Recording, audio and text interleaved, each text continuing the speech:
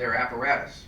So I'm suggesting, given the cost of that apparatus, that you set aside an amount of $300,000 to help fund the next anticipated replacement of the fire engine.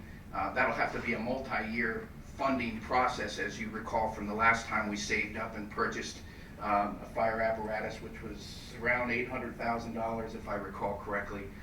So suggesting that you stick with that plan. There's highway improvements planned for the budget.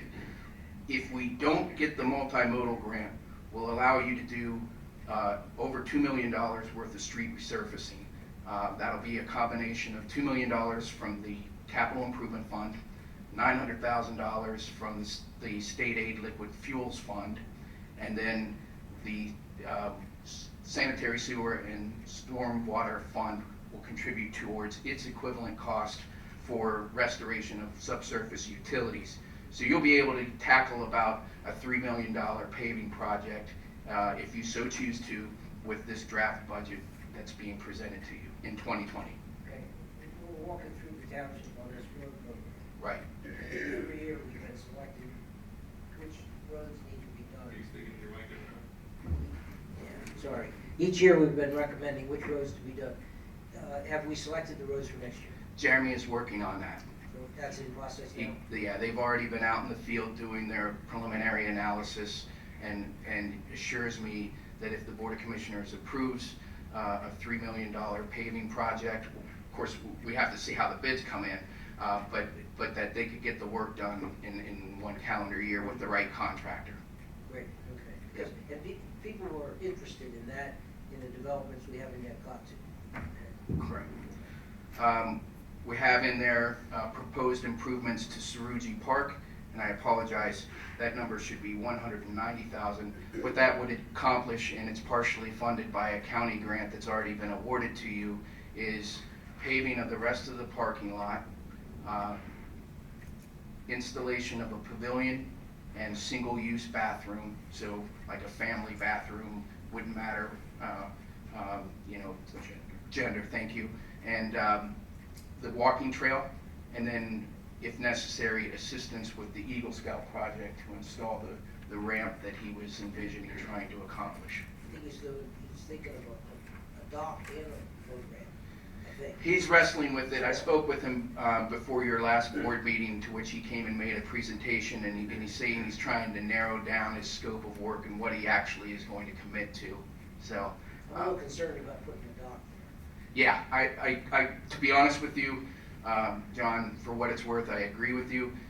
The idea of trying to respond to seasonal storm events and get it moved in and out, and it could occur in the dead of night, it could occur on a weekend, it would be problematic and cumbersome to try and maintain that and ensure safety for the public. So I think the ramp is a better solution, whether that be concrete or whatever needs to be.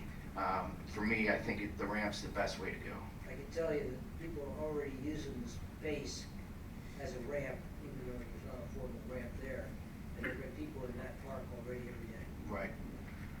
The next item, going along with parks and open space, is you have the open land out on Smith Drive that has yet to be developed. That land, as many of you will recall, was provided to the township at the time that a neighboring development was constructed. And so you maintain that open space, and now you have the option, if you want to proceed with working on a design of the park. And so suggesting that funding at least be placed in the budget, and then if you choose to act upon retaining a consultant for the design of the park, of which that would of course be dealt with in public meetings as well, with the opportunity for public input, you budget for that. We have debt service payments for already existing projects, as noted there, so those debt service payments continue, but I will say that as a result of the 2020 or 2019 bond issue, those debt service payments, even taking into account the cost to construct the municipal building, didn't go up to the extent that it impacts your budget. So the timing of going out onto the bond market and the efforts of the board and the consultants you retained were certainly excellent in helping to develop a sound, solid budget. You'll need to next year purchase a new ambulance. We've done a couple of things where in the past you've re-chassied the box on an ambulance. So if you can picture our ambulance, there's a box where the EMT and the individual is transported in that box. We've for 3 times now taken that box and repurposed it onto a new drive chassis, which saved you about $50,000. But we're at the point now where that box is aged to the point where it's time to just purchase an entire new ambulance, and that's estimated to be a shocking $250,000. Staff has applied for what's referred to as an automated red light enforcement grant for traffic signal improvements along the Wurtsville Road corridor based upon PennDOT's safety study, and that's estimated if you receive the grant, great, because you have zero out-of-pocket expense at an estimated $70,500. But even if you don't receive the grant and you want to proceed with one or all of those traffic signal intersection improvements, your budget will afford you to do so. The Public Works Department is requesting a new hook lift chassis, which is a multi-purpose vehicle for the purposes of snow removal, delivering construction materials, stone and things like that, as well as leaf collection and street vacuuming. So it's a multitask tool that will be partially funded by the General Capital Improvement Fund if you approve that, but also partially funded through the Stormwater Fund since that accomplishes some of your MS4 requirements and initiatives. And then I see that I had Saruji Park listed twice, so that the Saruji Park at the bottom is the right number. The 198 is what's in your budget if you approve it. The other number, parks improvement for 100,000. That's correct. That was a duplicative, so I apologize for that. So we've tackled the general fund, which the general fund, as you know, provides expenditures and also receives revenues for your administration department, your community development department, your public works department to some extent, by and large is funded by the general fund, the police department, and the EMS department, as well as any financial assistance that you provide to the fire company. Then we talked about the capital improvement fund and how those funds are allocated, and then again within the capital improvement fund, if you approve the budget and these recommendations, at some future point, staff will come back to the Board of Commissioners and say, are you ready to move forward with these projects? Are you committed to the idea? So you're just trying to fund a broad scope of possibilities to meet the needs of the residents and the goals of the township in 2020. So I'd like to now, unless there's any other questions about the general fund or capital improvement fund, segue into what's referred to as the Highway State Aid Fund. What this is a fund that is provided by the Commonwealth of Pennsylvania through their Gas Tax Act 89. There was a provision for providing additional state aid with the intent that municipalities can use that for a variety of infrastructure projects, primarily street resurfacing. You could, if you wanted to, fund staff with the state aid fund, but what that creates is a nightmare for your finance director, and I need my finance director. So, and by that I mean what they do is they mandate that you really have a different auditing process. So we've always used, the Board of Commissioners, I should say, has always used this fund for projects and for streetlight costs. We should do that. So your total revenue in 2020 would amount to $1,611,385. And then you see the expenses that are listed there. Some municipalities pass on cost for street lighting to the residents. You do not. So we budget annually $375,000 to pay for street lights in developments and along roadways. We have a minor amount of money in there for general maintenance of the roadways, and then the rest of the larger portion of the projected $1,290,000 is the cost for $900,000 worth of street resurfacing. to add to what the capital improvement fund will be contributing. The one thing that I'm excited to report is, as you recall, the commissioners approved a no-cost conversion to LED streetlights funded by PPL. And what we're seeing, preliminary trends, is about an annual savings of $25,000 in costs associated with streetlight utilities. We'll get a better feel as we transition into future years. But preliminarily, we believe you'll easily save $25,000 in cost for that conversion, which was not at your expense. A question on the state highway, is this a confirmed figure, or is that an estimated figure? So did you see? It's estimated at this point, sir. When But do we know? but it's a trend. It's a trend. When do we know? We get a Probably check? pretty soon, Terry. Well, we got notification of what it is estimated to be, but we won't know the final, they don't give us the final amount until the money's actually deposited, which is March 1st. So it's, okay. And for the last 2 or 3 years, the estimated amount was actually slightly less than what we actually received. Slightly. All right, thanks. So that's a good number. That's a solid number. So talking about the current status of the stormwater fund in 2019, based upon the fees and the ordinance and the policies approved by both the sewer authority, who oversees not only sanitary sewer but stormwater, and the Board of Commissioners, we will have billed for $1,935,000 and change by the end of the year. However, as you know, PennDOT and Navy have refused to pay, so your anticipated collections, which is still leaving you with a solid budget, will be closer to $1,300,000 because of the fact that the Navy and PennDOT have not agreed to pay their fair share at this point in time. Moving in, and I should say, and you mentioned this earlier, Commissioner Thomas, there is no proposed rate increases for the stormwater management fee, nor will there be a proposed rate increase for sanitary sewer. Okay, just for anybody we've communicated both with Senator Casey and Toomey about the Navy's unwillingness to pay. Both of them have heard us, they've sent staff down, they talked to us. Our ask was, they passed a law, the Senate passed a law, the House passed a law, came a law in Obama, where federal facilities will pay stormwater fees. Department of Defense wrote a procedure, which in our case ends up with no getting money. So you have this federal law that says they'll pay, and you have a DOD procedure that says they're not going to pay. So we've asked both Senator Casey and Senator Toomey to take a look at the situation and see if maybe there should be a change to the law to clarify the intent of Congress. And so far, we have not anywhere with either of the five senators.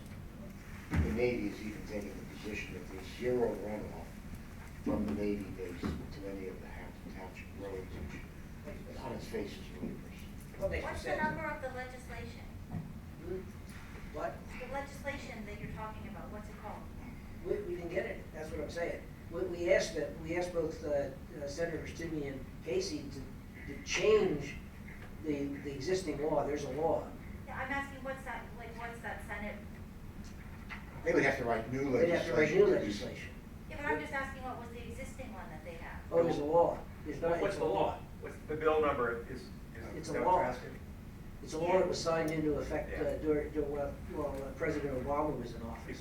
He was in for 8 years. Yeah, well, I don't know, year 2014, I think, was the year that it was passed and signed into law. And that was because municipalities around the country were suing the federal government because they weren't paying the fees.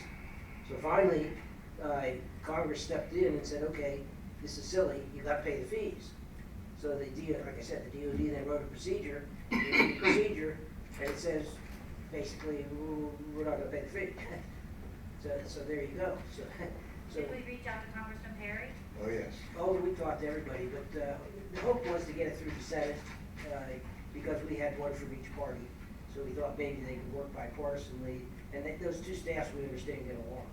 So we thought between Senators Toomey and Casey, they could just clarify the bill, the act that said you will pay stormwater fees, to say you will pay stormwater fees. And basically, here's, to get it, you guys can help, I don't know, but the difficulty is, we did it based on impervious surface throughout the township. That's what, impervious surface, you pay. Everybody's paying. The houses are paying, the churches are paying, even Norfolk Southern Railroad is paying for the railroad. So everything, okay. They don't wanna do that. What they wanna do is they wanna say, well, there's, how much water is actually leaving the base going into the township? And they wanna calculate that and say, that's what we'll pay on. So they did, and they said, we don't owe you anything. So they're saying zero water leaves the base and comes over to Hampton Township. But even if we don't even agree that they should be able to do that. We did it, everybody else is paying it based on impervious surface. Impervious surface is the national standard. Everybody uses impervious surface to do stormwater. So we want the federal government to say impervious surface is the acceptable way. We even gave them a 50% discount off of the calculation. But anyhow, just Because wanted of you to know. remediation that they. Because they do stuff on the base. So we were giving them credit for what they do, which we do to businesses.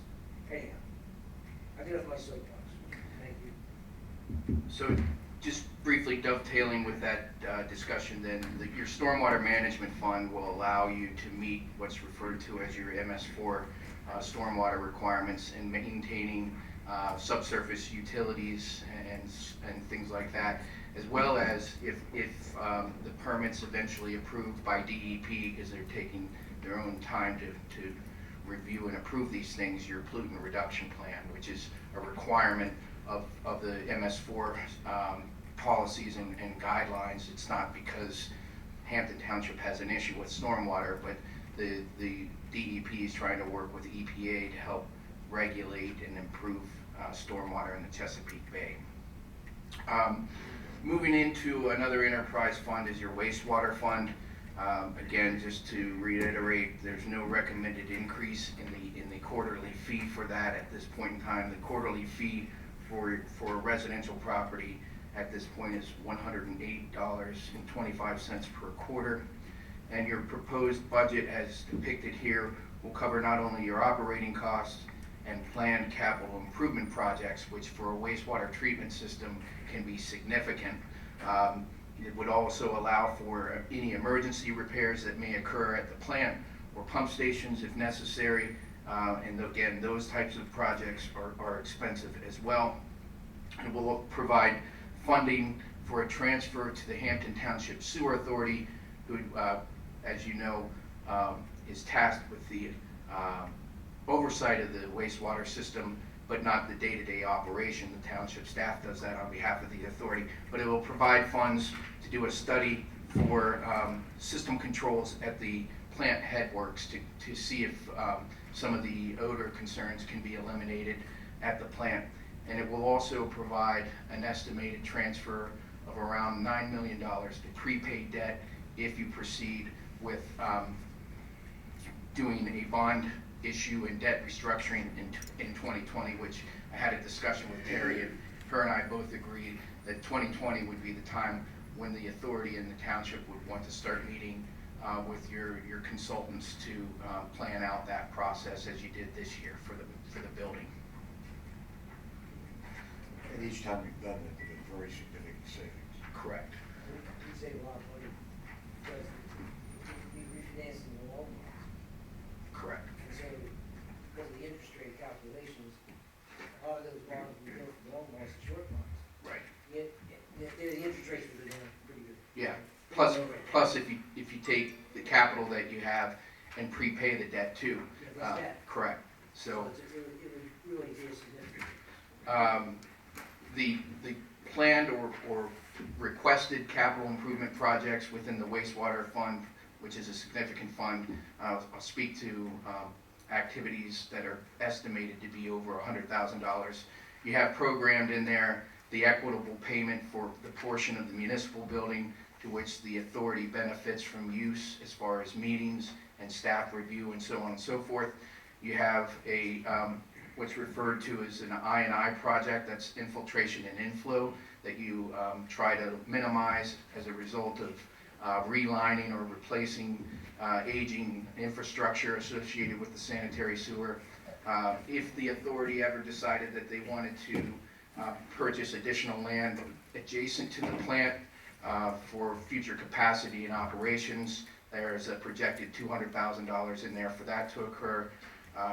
Replacement of major equipment, and by major equipment and major maintenance, I'm talking about pumps. These pumps cost $50,000 to $100,000. System controls that cost hundreds of thousands of dollars. So we have programmed in there planned and emergency replacements of $265,400 to a total amount of $3,410,400. So running a wastewater treatment plant and the collection system is not an inexpensive process. But if you have any questions about the sanitary sewer fund, please let me know. Otherwise, I'll segue into the sanitation fund. We already discussed earlier this evening that 2020 will mark the first year of at least a minimum 3-year contract where the rates are held for recycling and trash collection services. Ma'am, I know you had expressed some comments about the reduction in recycling, and there was an informational piece that was included in a recent utility bill. I read that. Okay, and of course that information is available online too, where unfortunately, admittedly, many, if not all municipalities across the country are facing issues with what used to be recycle everything, save the environment, to where unfortunately the people that are tasked with collecting those commodities aren't able to sell them, and it's costing them more to try and market them on the recycling side of the house than it is for them to go to the landfill.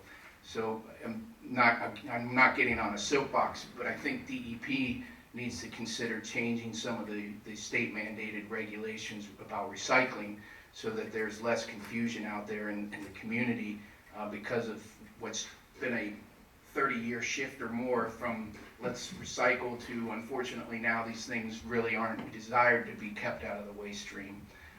And when we went to bid, we kept an option to continue those items as is today, and then the new items, and it ended up by doing so that there was a reduction in cost because quite truthfully, both of the contractors stated in a public meeting that the stuff that we're collecting today, they wouldn't get to the recycling facility. They would be taken to what's referred to as a transfer station, separated from the desirable recyclables, and then taken to the landfill. So we'd be fooling ourselves, unfortunately, by continuing to provide those services to the residents, and they're believing that they're doing good for the environment and it's winding up in the recycling processing center, when reality and sadness is that it's going to the landfill these days. I think Greg's also a little bit convoluted.